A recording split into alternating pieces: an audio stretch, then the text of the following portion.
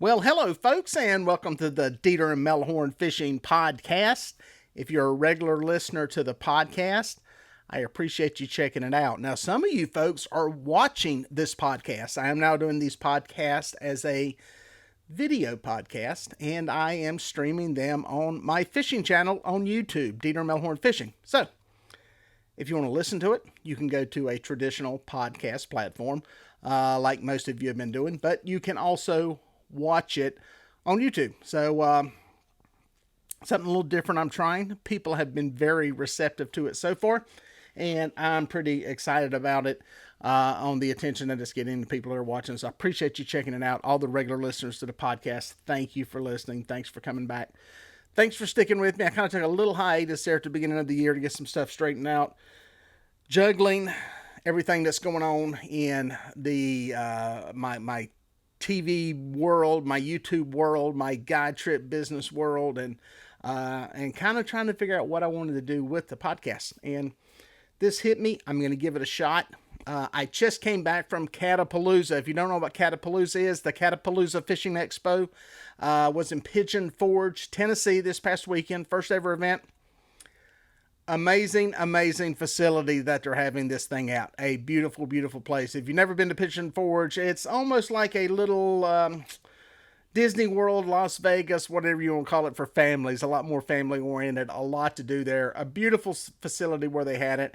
And they're going to be having it next year in 2022, the second week of June. I'll be bringing you more information on that as we get closer. That's still a good ways out. But got to interview some people. One of those people I'm having as a guest on today's podcast. So hang around. We'll get to that in a minute. But I interviewed like 5 or 6 different people out there, which was really cool. It was a great opportunity to sit some of these people down and talk to them. And really what I'm trying to do on these podcasts is just kind of really just open these people up as to who they are, where they came from, what they do.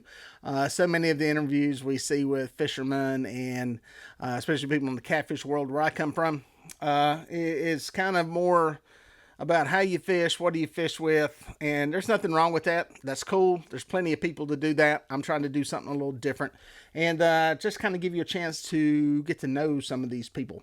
So I got a cool one that's from outside of the catfish community, more of a striper musky fisherman over on the Tennessee River, though, and the Tennessee River is common ground to a lot of us. And in this podcast, we're going to talk about that whole river system and all those lakes. And it's Billy Davis, Melton Hill Bill, as some of you may know him from Facebook and online. He is a guide. He's from over in Powell, Tennessee, and he's been guiding out there for a long time, catches some monster stripers and some monster musky. And I think you'll find him interesting. He's an interesting guy. I've known about him and kind of loosely known who he was for a long time. And I finally got to meet him out there. He was gracious enough to come sit down with me for about an hour and tape this podcast, I think after he'd been on the boat fishing that morning. So his website is meltonhillbill.com. You can go check him out if you're interested in booking a trip. If you're out there in eastern Tennessee around Knoxville in that area, he fishes a lot of those different lakes out there. And just covers a lot of that different water. And yeah, go check him out. It's the Melton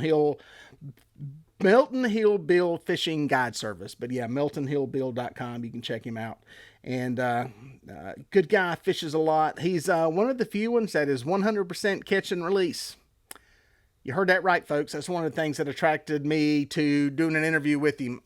He's 100% catch and release on his striper and his musky. And I find that very, very commendable. Kind of like I do with my guide service. I release fish over 10 pounds. He's even more hardcore. He's 100% catch and release. So I think it's really cool, especially on a trophy fishery like he has, to fish out there. So hats off to him for what he does out there. But I sit down with him. I think it's a pretty interesting podcast. I think you're going to like it. And like I said, if you're listening to the podcast, you can always go watch this podcast. Just go to my website, Dieter Melhorn Fishing. There's a link to my YouTube channel on there where you can go check it out and find it. And if you're a person who is watching it just on YouTube and you're into podcasts, Dieter Melhorn Fishing is the podcast that you can check out. There's a link to it on DieterMelhornFishing.com. So if you get there, you can get in any direction you need to go. But for now, let's sit down with Captain Billy Davis and have a little chat. Your early childhood growing up, you grew up in eastern Tennessee. Yes. What were your early childhood fishing experiences like? Well, I guess one of the youngest, the ones that I remember when I was really young was, when my dad, I guess, took me walleye fishing one time up on North Lake, the Lewiston Sea area, and we were jigging walleyes and ended up hooking onto a 43-pound striper, the biggest fish I'd ever seen. And it just captivated me. And, I always had that in the back of my head that, I'd love to catch those, but you can't do that from a bank. Yeah. So, and then, about that time, we would sneak out and we'd fish a lot of the farm ponds around the house. And there was this one pond where this guy had supposedly had stocked some really nice bass. And, we started catching them, and he got wind of us fishing there, and he would come out with a shotgun, shooting that shotgun saying, "Get the heck out of here." But then we realized, we would start sneaking in at night and getting up super early. And we'd come to realize that, hey, we can catch these fish a lot easier early in the morning and then late at night. So I think that's resonated with me, even, into adulthood, that, man, you gotta get out there super early or super late, because those fish will just go down in the middle of the day. And I figured that out at 10 years old. So that's pretty neat to kind of pattern that out. And, we go from there. And I had an uncle that would take me bass fishing on Fort Loudoun Lake. And, we'd sit there and catch a few bass, but off in the distance, you could see fish exploding and stuff like that. And I was like, what is that? Well, they were white bass and skipjacks. I said, well, that's pretty cool. So we started targeting those things. Little Zara puppies, man, just go through there, just boom, boom, boom, catching these little white bass. They're 2 or 3 pound white bass and skipjacks and all that. And then I transitioned that over to Melton Hill Lake one day. And I was probably 16 years old, just starting to drive. And, the topwater bite was really cool. So I went, one day I was just walking the bank around, what's the name, Oak Ridge Park or whatever, where the rowing course is, and throwing my little Zara puppy trying to catch a white bass, and I hooked onto a fish, and it spooled me, and I knew what it was, but then that was the moment that I said, I think I'm on to something. That was your that was my epiphany. Yeah. Yeah, I was like, that's what I want to do. It took every bit of my line on my 12-pound test, and so yeah, it's good stuff. Growing up in eastern Tennessee, it's not like you packed up and moved anywhere else. When did you realize you're living in the promised land of fishing? There's, by accident or planning, there's a lot of stuff done right on the Tennessee River where it flows through here. Well, I guess you've heard of Bull Run Steam Plant. I grew up 10 minutes from there, so I'd always hear the stories from all the locals about world record stripers. And this was, I was growing up in the 80s and early 90s at Bull Run Steam Plant. They produced several. I guess at one time the world record 55-pound striper came from there, and then it was 63, and then of course now it's 65. Kind of went back and forth with Cordell Hull. And I was like, man, I live right near this. I need to figure out what's going on and how they're doing it. And there's a steam plant fishing in the winter time, so I just I fished it, never caught any giants like that, but, we hooked up on several, 40 to 50 pound fish and got spooled a couple of times and said I need to step my game up. So, I was a poor college kid at the time too, kind of whenever I really got into it, but I went broke. Well, tell me about tell me about college here. What was your plan here? That's good. What was that plan going out of high school? Did you have any dream of guiding at that point? Nope, okay. No dreams at all. What was your plan at that point? My plan, well, I guess going into high school, I was a pretty good soccer player growing up, up until about 6th grade. And, living in the hills of East Tennessee, we rode our bikes everywhere. We'd ride our bikes fishing. Well, I developed a really strong leg. And, I played soccer, and I could always kick the ball over the goal. So I was like, I think I'm in the wrong sport. So I went to play football. And I played football all through high school and ended up being a 2-time All-State kicker and a punter. So that took me to the University of Tennessee, to where, I thought I was going to be a professional football player, and then quickly realized when I got to college, I was like, maybe not. I'm going to have to do something else. But I had an uncle who's a petroleum geologist down in Louisiana, a multimillionaire. And I was like, maybe I should do that. So I got the degree in geology. And I was going to be a professional, I was going to be a petroleum geologist down in Louisiana or Texas, would be a multimillionaire. And that's all this fracking and horizontal drilling. Yeah. Horizontal drilling wasn't even around then, but I don't even know what fracking was either, but it was a lot of money. Yeah. And I was going to be a professional geologist up until my junior year. I had a kid, and my son was born. Right turn in life. Yeah. His mama was not going to move to Texas or Louisiana. She was stuck here at Knox. She's staying in Knoxville. And I stayed, ended up getting a job at this environmental consulting business in Oak Ridge, Tennessee. I was straight out of college, young kid, didn't know what I was going to do, but I ended up working in this for this company that did groundwater remediation. We drilled wells, and and I got to learn about all these remediation systems, all this pumps and water flow and stuff like this. But I drove by the Bull Run steam plant every single day. And you heard it call your name. Oh yeah, no. There's a bridge. I don't know if you've ever seen the Edgemore Road that runs by the Bull Run steam plant. It's pretty backed up traffic. So there'd be some days I'd be sitting on that bridge, looking down, seeing strappers busting topwater. There was that, and I was miserable. I was sitting there at work thinking, man, I should be out there catching those fish. So basically, I would just start carrying my fishing stuff to work with me, go hit the steam plant, catch a few fish, and then go on into work, maybe 20, 30 minutes late, and then I'd rush to get back out. And, I developed a pattern. So it was one of them deals where I was catching fish in that steam plant at times where there shouldn't be any fish there at that steam plant. And then I honed in on it, and I was like, it's not a time of the year where these fish are there, it's the environment.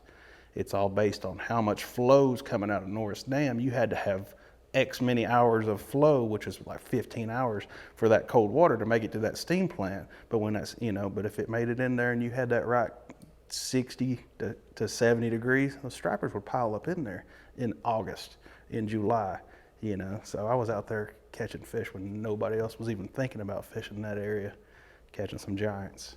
Now you apparently no dummy in school, because that's not... I graduated. D is for diploma. That's not exactly that's a very heavy science, math kind of thing. It is. Did any of that help you in the fishing world when it comes to data and numbers? The degree in geology, I was emphasis on environmental geology, and I took a lot of biology classes and stuff like that. But I realized that they need three things, food, cold temperature, and I don't know, food. Yeah, I shouldn't have even said that, but I know they need food and cold water. That's what they really, and flow. So what I've realized is that steam plant was a fish grinder. It's not necessarily bringing the bait in there, but it's always grinding up fish. So that spits out food. Even if there's no bait in there, those strappers would be in there. If there's no skipjacks or not, and they're just sitting there. And but it had to be the right temperature. Once they hit 72 to 73 degrees, they leave. They don't like it. But if you could hit it just right, yeah, there's fish in there any time of the year. So, but then I quickly realized, man, these fish don't leave the lake. They go somewhere. They're always somewhere. So I think that was my, determining drive, is like, man, I've got to figure these things out. So, I started out going all over the place looking for strappers. Yeah. And that's what I was always I was always looking for that sweet spot, that environment. Now you're saying all over, you're talking Tennessee River, lakes and stuff around here? Yeah, all of them. Because, what I've realized is they may stock strappers in Watts Bar, but they run through the locks, they can go anywhere. So, that's one thing I did, was try to figure out anywhere that might have that perfect zone, that mid 60-degree water, 65-degree water, and you'll probably find some fish around there. So you're sitting on the bridge, stuck in traffic. You're looking at the water. Yeah.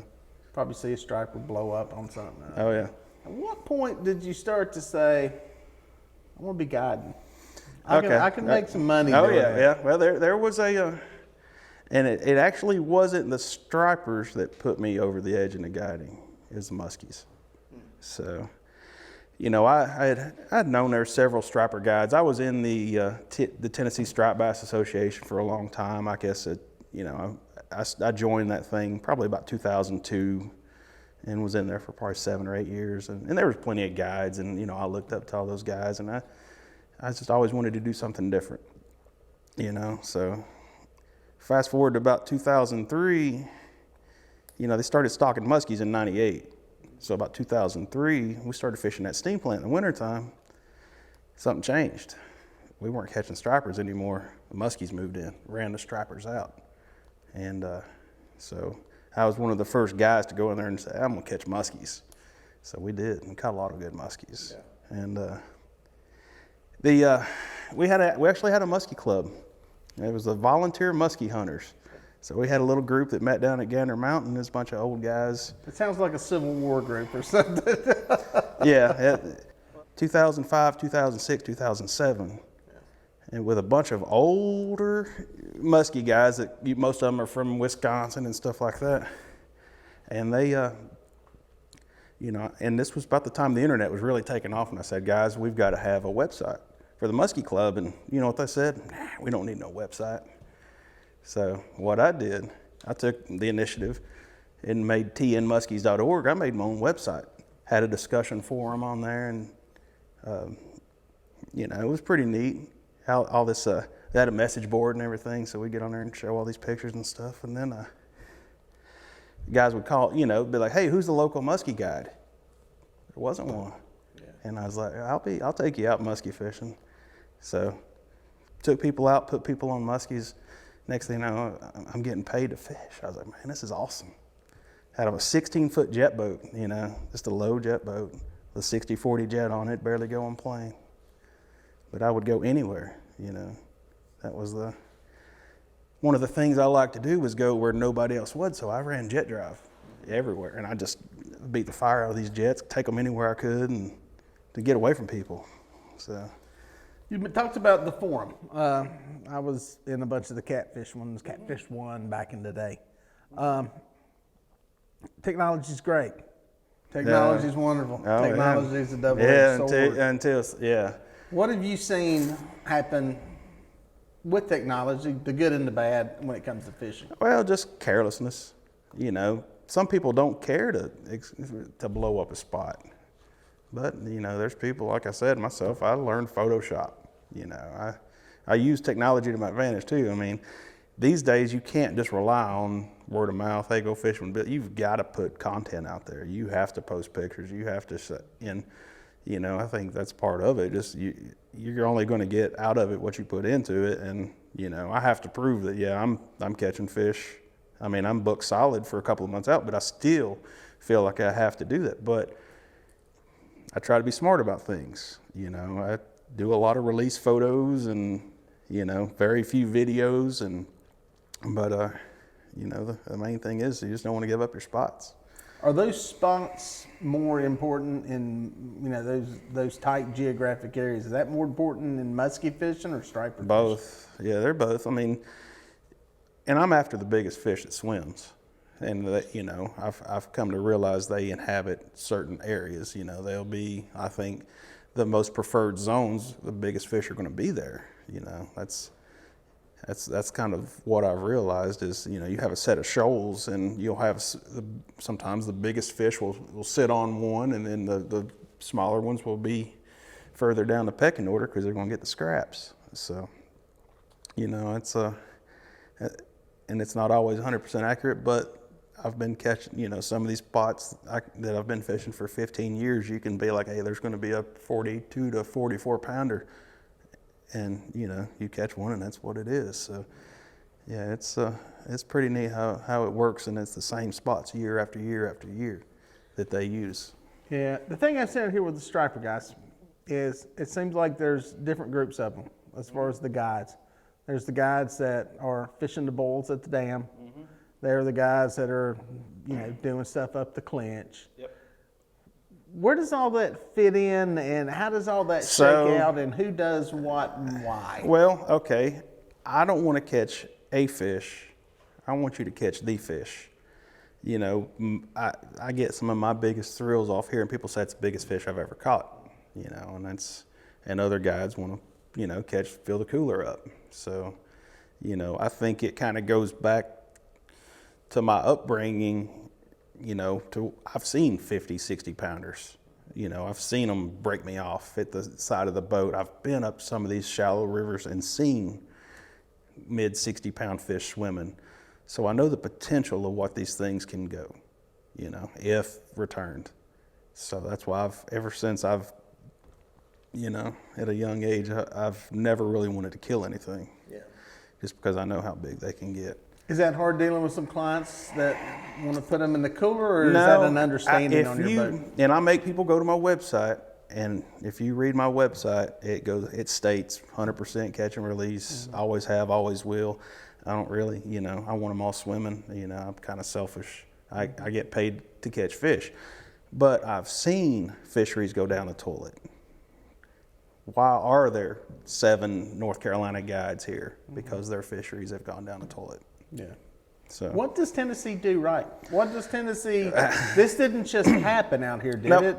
No, I think it comes. There's several things that come. I think it's going to sound corny, but the geology. The way the dams are set up. TVA sets up these dams. You have, your Norris and your Douglas and your Cherokees are 100 feet deep, 200 feet deep, and the water that comes out of that, it's cold. It's going to be cold year round. That's why. The Clinch River is going to, it's always going to sustain 50-degree temps. I mean, you're hardly ever going to, and especially up at Norris Dam, they pump it so much that they maintain the trout fishery. Well, that maintains cool water year round, so those fish always have a thermal refuge. They always have somewhere to go, and there's like, thermal refuges all over the place. Another thing, we have springs all over the place. And that's why you have big fish in areas that you don't think should have big fish, because they have big springs. But I think if the wrong people find out about those springs, they can be outfished. They can fish them out, and I think that happens in a lot of places. For people that don't get it, no, there's going to be, I get a lot of people, different fishing levels listening to this. A lot of people will see what goes on in the Carolinas, North Carolina, South Carolina with the lakes, Murray, Norman, fish die off, fish dying in these. They're relatively deep, not as deep as these out here. Yeah. What is the difference between like those lakes that are big and deep and what goes on out here on the Tennessee River? You have to have dissolved oxygen. You have to have the thermocline, and it all has to line up correctly. And in certain years, if they pull, water from the wrong time of the year, if say you have a thermocline zone of 30 to 50 feet where the fish can live. Well, if they have to pull a lot of water, if they run a sluice gate, or if they take out too much water and it removes that environment, the fish are going to die. The big fish aren't going to leave that cold water. And now if they suck the oxygen out, they'll suffocate. So, and I think that happened in Norris in 2003.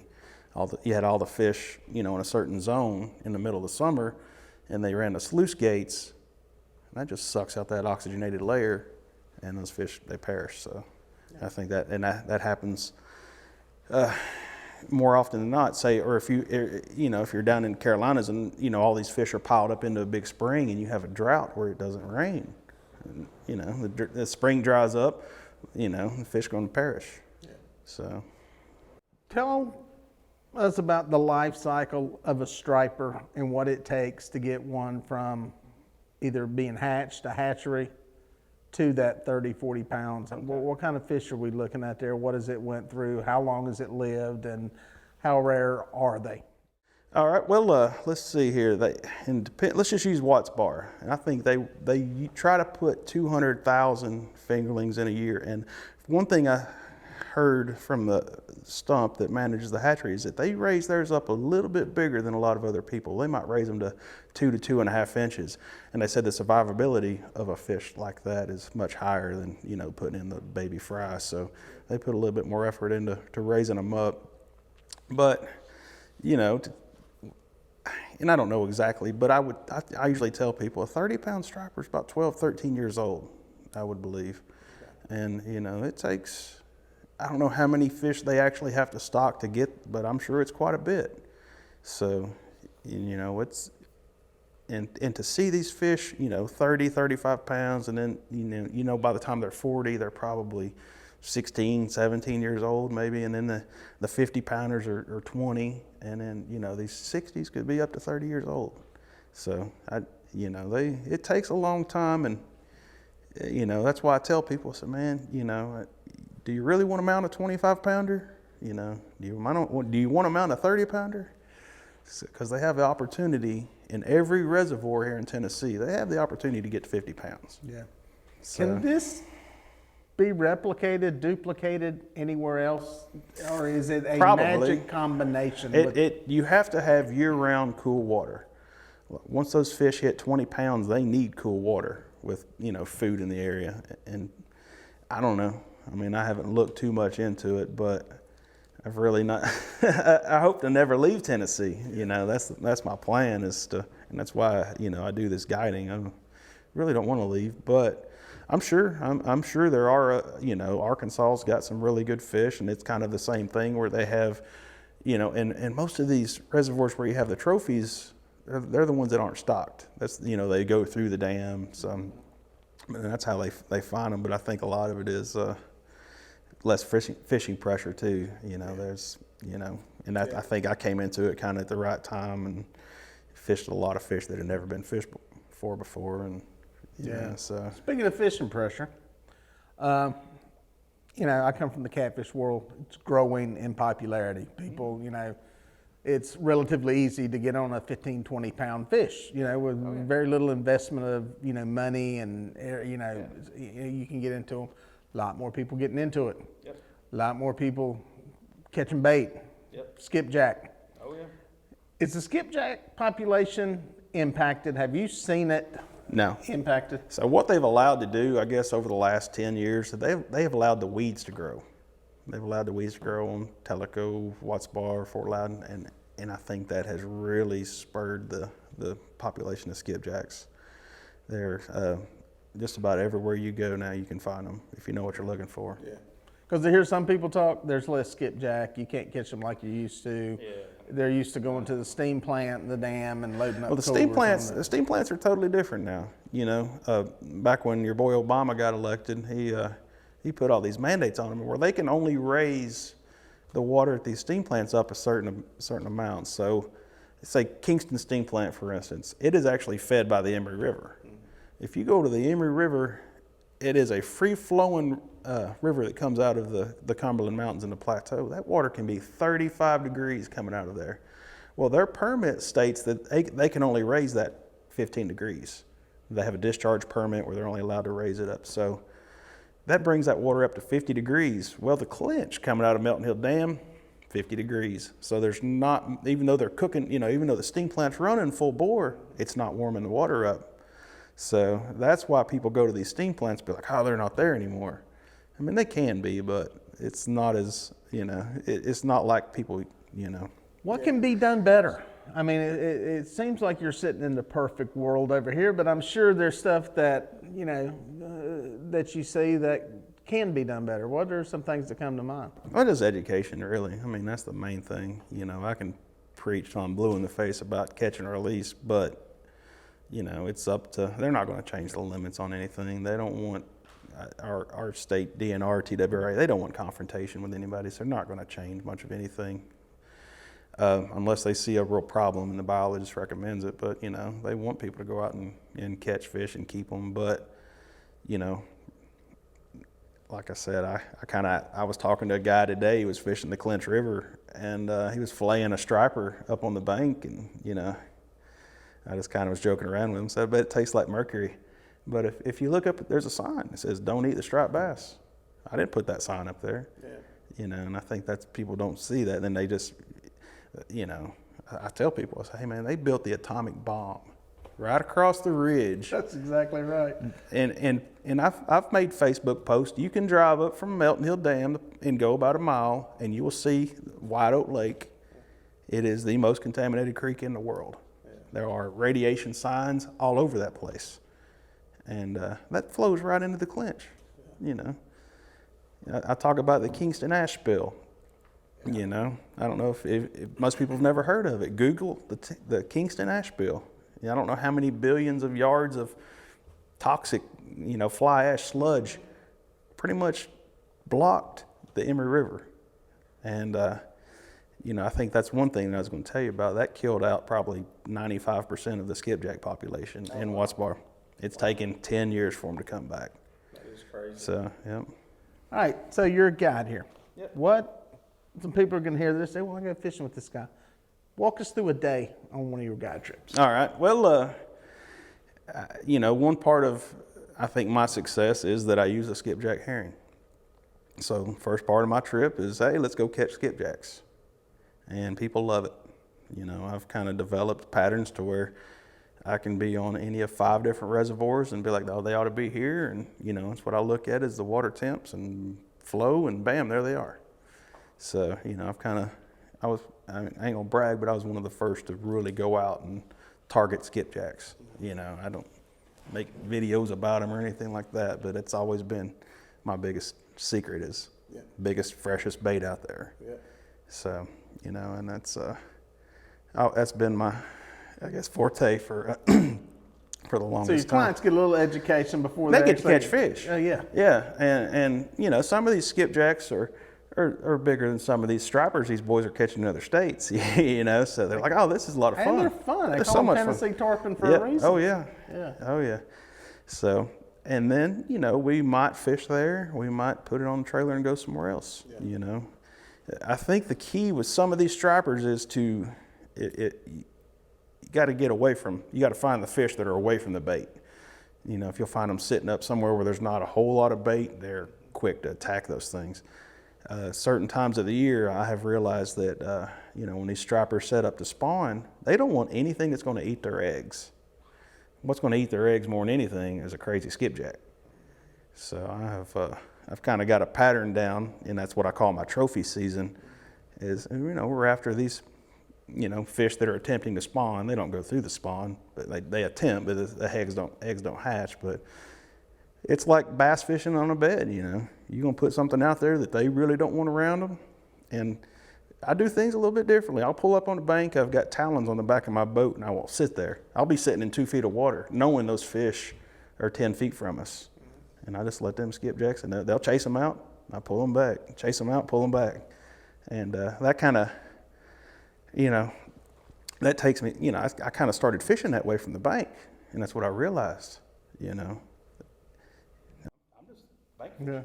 What's a good day? What is a good day as far as catches size? One that you go where you hit that, as guides, we all have that threshold where we go from, it wasn't bad to. Yeah, and I'm not bragging. We call those Melton Hill Bill days. So we've had days here in the last 2 weeks, 10 fish, 2 over 40. You know, we had one day we had 43 and a 46. You know, and 5 other fish, you know, in the mid 30s. So those days are getting a little fewer and far between. I think with the other pressure, you know, and I hate to say it, there's a couple other guides that are now doing the exact same thing that I'm doing. So, you know, those fish are seeing a lot more, you know, skipjacks on a balloon. So that happens, but you know, that still pushes me to go try different stuff. And you know, just because somebody sees me at one spot in the morning doesn't mean I don't go somewhere else in the afternoon or midday or something like that. But yeah, we have some really good times. Is the fishery get too much pressure? I think so. Okay. Yeah, and that's, you know, that's part of it. I've had my pattern for 10, 15 years now, and you know, there's others that have moved in and they all do the same thing in the same areas and stuff. So that does add pressure. But you know, it's a lot more guides than there used to be. See, everybody used to be a guide on Norse and Cherokee. Yeah. And I was like, I don't want to guide Norse and Cherokee. So me and Todd Asher, he was like, we're going to do Melton Hill and some of this other stuff, some of these rivers around here. And, you know, we got a lot of crap. I got a lot of crap for guiding, you know, spots that are, you know, trophy spots. Oh, we shouldn't be guiding here because they're not technically stocked. And I get it, but I mean, I kill less fish than anybody else. Yeah, I mean, you got a no-kill policy on your boat. I don't know what they got to. Yeah. complain about. But Yeah. that's the nature of fishing. Yeah, as long as I'm not breaking any laws, I'm gonna. But I found a niche. You know, there's people that are tired of fishing Texoma. They come out here and spend a week with me and catch a couple 40-pounders. I figured that niche out, and it all comes down to being able to transport big bait, keep it overnight, and All right, I got 2 questions. Sure. One, what was your best day on the water? Oh my goodness. Is there a day that stands out as rare air? I ain't gonna get back to that one. Yeah, okay, I'll tell you a story. There's this guy I know, Tim. He's a preacher. He's going through preacher school, and he'd caught several nice fish with me, and he's like, hey, I've got this one fella that's going to preacher school with me. I want to treat him to a trip. I was like, okay. And he's like, well, I'm going to go ahead and tell you, he's a fly fisherman. He's never really done anything like this. I said, oh, we'll be fine. So I get this guy on the boat, and this is probably early October, and he's a diehard fly fisherman.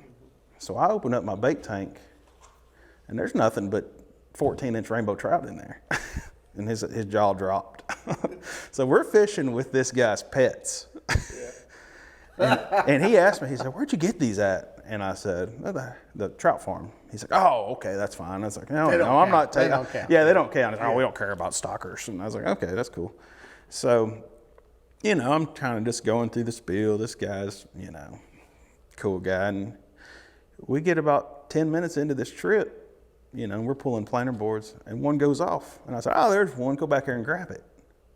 And it took me probably 2 seconds to realize when that fish was 100 yards downriver. I said, let me see that drag. And I pulled that drag, and it's tight drag. I was like, uh-oh, this guy has one of these fish on. And usually when I have clients that aren't too familiar with, we're going to lose the fish. I think we've probably had several state record size fish on, but now since I'm guiding every day, I don't get to reel them in. There's a difference between me reeling one in or somebody that's never done it before. But after, this thing made a straight run upriver. You can always tell the big ones go upriver too. And we got this fish in, 58 pounds. It's 49 and a half inches long. It was a legit, I was a holy blank in front of the preachers, and they didn't care. So this guy caught his first striper 10 minutes into this trip, 58 pounds. And, that was just like, it was amazing. I mean, it was when we got some, and the sun was just barely peeking through we got some most beautiful pictures of that fish. So that I'll never forget that. Yeah. It's just one fish. And that's the only one fish we caught that day. Yeah. But, that was pretty awesome. But, I've had so many days where we, catch 15, 35 pounders. And it's just, my mind is a blur when it, just to think back. I'd have to look at the photos. Yeah. But the other question is, and this isn't in fish numbers or not catching fish because that happens. What's your worst day on the water? It can be a lightning storm. It can be the drain plug gone. I hope this guy's not going to watch this. So this was, I don't know, probably 6-7 years ago. This guy booked this trip, and his buddy came along. And this guy gets in the boat, and the first words out of his mouth is, I hate Southerners. I was like, oh God, does he not know where he's at? And apparently this guy said, yeah, we're from Cincinnati. It's a faster pace of life up there. And I'm thinking, Cincinnati's not, it's You're not Manhattan. No. So this guy's like, yeah, we just came from the Waffle House, and it took us 45 minutes to get our sandwich. And I was like, I can see why. They probably back there spitting in this guy's sandwich and stuff. So he called me Capt. I mean, he's some sales guy or something like that, real slick talking sales guy. And this guy was, he'd be like, hey, Capt, and all this. And so we start to fish, and we put these balloons out. We caught our skipjacks. We're floating. And we sit there about 30 minutes. Nothing happens. It's fishing. And he starts getting antsy. I was like, oh God, this guy's getting on my nerves. What time they gonna start? Yeah. Oh yeah. So this guy was sitting there, and he's like, he starts, what about over there? What makes you, and he asked me, he's like, what makes you think they're right here? Trying to be a smart ass. What makes you think they're right here, right now? And I was like, yesterday. They were here yesterday. He's like, oh, okay. And, we sit there about another 20, 30 minutes and nothing happens. And he started, I think we ought to go over there, Cap. What you think, Cap? And I was like, I think we ought to go to the house. And his buddy, he's like, yeah, man, you've been an idiot. You've been, blank. Shut up. So he's like, Cap don't like me or something like that. Starts getting all wise guy and all this stuff. And then about that time, that balloon goes boom. And he catches this fish, 38 pounds. And I go from being the biggest dumb redneck out there to fishing Jesus. Yeah. So this guy was getting on the phone, calling all his buddies. Hey, man, look at this. And so it was one of them deals where I was like, man, and he called me like several times after that. It's like, oh, man, I'm sorry, I'm booked up. But he just died, but just doubted me for an hour, I was like, man, just chill out. Just catch a fish, just have fun. But yeah, he was so stressed about not catching a fish, and he just kind of made for, I was like, man, people just need to enjoy it. I mean, I'm not bragging. I know what I'm doing. I play the same game every day. It's up to the fish, So I think that's it. People have these high expectations. They're paying good money to go out and fish, but I tell people, man, fishing's a bonus. If you're catching a fish, it's just a bonus. One thing I'm not going to do is set the hook and hand you the rod. I've heard horror stories of other guides that, it's basically all about them. I said, no, it's going to be all about you, but you might lose it. Yeah. The only thing I'm going to do is guide you. I'm not fishing for you. So, yeah. But no, I've.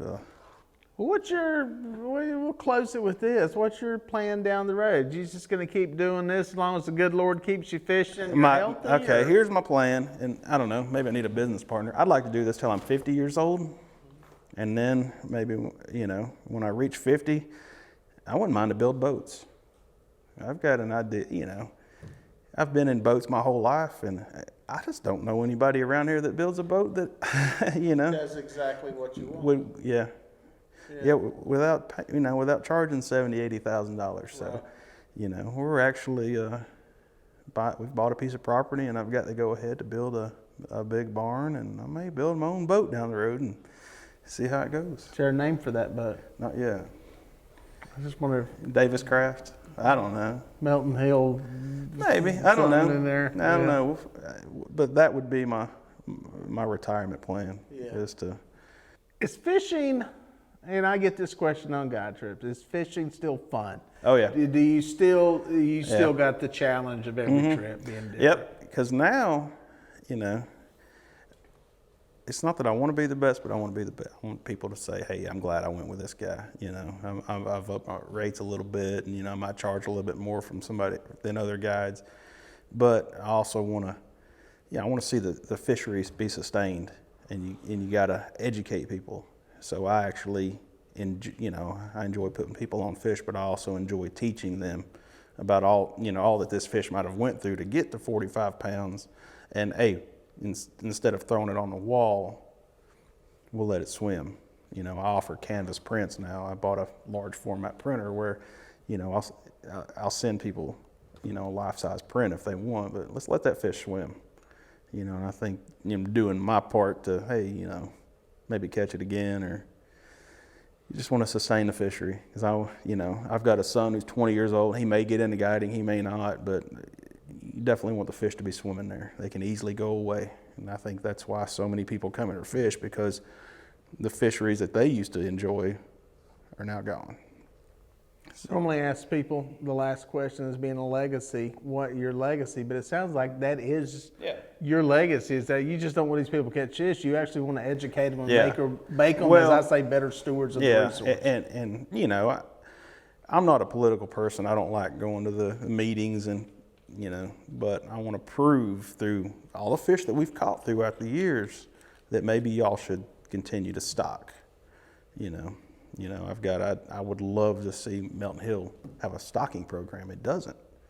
They put brood fish from the hatcheries on Melton Hill, I mean, I just love to see it be part of the stocking program. I'd love to see, more restrictive limits because, and that's one, and I'm sure they know this, but I mean, this is kind of like one of the best areas in the country to grow these fish to massive sizes. Let's keep it going. And I think that's what I would, if I ever get anything done, I just want to prove that there's giant fish here and let's protect them and keep stocking them. I think that's what I'd love to see for my kids and grandkids and everybody else to enjoy. There you go, folks. He is an interesting character all around. It's always good to kind of get a hold of these guys, peel back the onion, so to speak, and get a little information into their background, who they are, where they come from. For me personally, I think it makes them more of a relatable person. A little more about them. You feel a little more connected to them. And I think it just makes for an all-around more interesting podcast than listen to me jack my jaws all the time. There will be sometimes I'll have to do that. I may get on some rants and do some of that stuff, but on these, I really enjoy doing these. I enjoy talking to the people and finding out about them. And so I've got some more good ones. I'm going to tell you right now, the ones I got at the Catapaloosa Fishing Expo this past week, it's going to be some good ones. It's going to be some industry names that and you're going to get some stuff out of them that you've never heard anywhere before. So I hope you tune in and listen. But for now, we'll just have to catch you out on the water.